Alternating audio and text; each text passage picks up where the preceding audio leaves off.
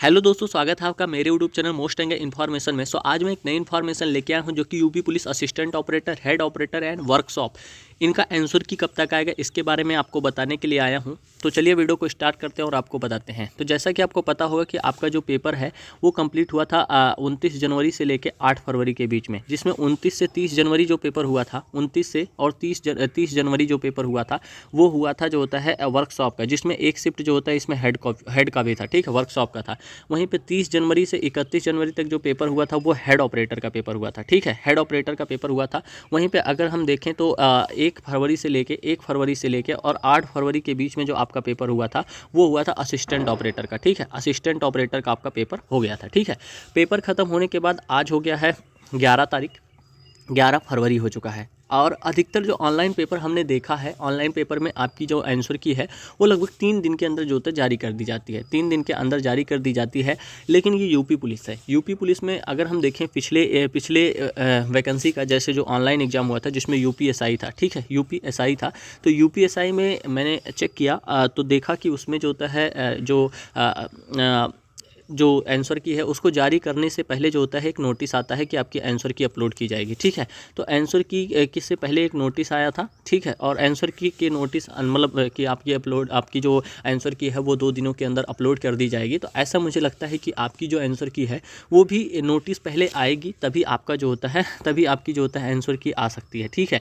तो अभी हमें थोड़ा सा वेट करना होगा। जैसा कि मुझे लग रहा था कि 11 तारीख को जो होता है आपकी आंसर की आ जाएगी, 11 फरवरी को, और ऐसा मुझे नहीं लग रहा है कि आज वो आंसर की आएगी। अगर नोटिस नहीं आया तो डायरेक्ट आंसर की भी आ सकती है, लेकिन अगर नोटिस आया तो 2 दिन लग सकते हैं। मतलब आप मान के चलिए आज संडे है, संडे के दिन अगर आपका जो होता है आंसर की नहीं आया तो आपका जो होता है आंसर की मुझे लगता है 15 तारीख तक आ जाना चाहिए, मतलब 15 फरवरी तक आपका जो होता है आंसर की आ जाना चाहिए। जैसा कि जब TCS एग्ज़ाम लेती थी तो वो 3 दिन में दे देती थी, क्योंकि मैंने कई ऐसे एग्ज़ाम देखे, जैसे CISF दिया था, CRPF दिया था, उसके बाद जो होता है CISF CRPF हो गया, और उसके बाद जो होता है ITBP का कई मैंने दिया था पेपर। तो इन सभी में मैंने देखा कि जो 3 दिन के अंदर आंसर की आ जाती है, लेकिन इसमें नहीं आई, ठीक है। तो आज देखते हैं, आज वेट करते हैं, अगर आज आंसर की आ जाती है तो आ जाती है, नहीं तो 15 तक आ जाएगी। हालांकि आपको पता होगा कि यूपी पुलिस जो है अभी बिजी है जो होता है आपकी जो होता है यूपी पुलिस कांस्टेबल का एग्ज़ाम कराने में, और काफ़ी सारे कैंडिडेट हैं, मान के चलिए 48 लाख कैंडिडेट हैं। तो हो सकता है कि अभी आंसर की आने में थोड़ा सा वेट मतलब लग जाए, लेकिन मुझे लगता है कि बहुत जल्दी आपके आंसर की दिखाई पड़ जाएगी। तो आप लोग जो होता है तैयार रहिए, और आपकी जो आंसर की है वो भी बहुत जल्दी आ जाएगी। तो अगर हम बात करें कि पेपर में जो कैंडिडेट बैठे थे, कितने कैंडिडेट बैठे थे, मतलब बैठे नहीं थे, कितने कैंडिडेट थे, तो अगर हम वर्कशॉप की बात करें तो वर्कशॉप में जो होता है आपके जो कैंडिडेट की संख्या देखें तो इसमें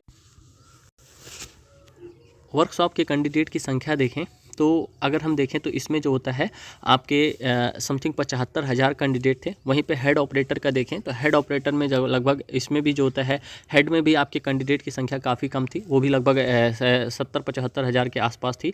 वहीं पे अगर हम देखें, ये पूरा आंकड़ा मुझे पता नहीं है, लेकिन इतना पता है कि लगभग इसी के आसपास थी। और सबसे ज़्यादा जो थे असिस्टेंट में थे, वो असिस्टेंट में जो होता है आपके जो होता है कैंडिडेट की संख्या देखें तो लगभग 3,50,000 थी, ठीक है, 3,50,000 थी।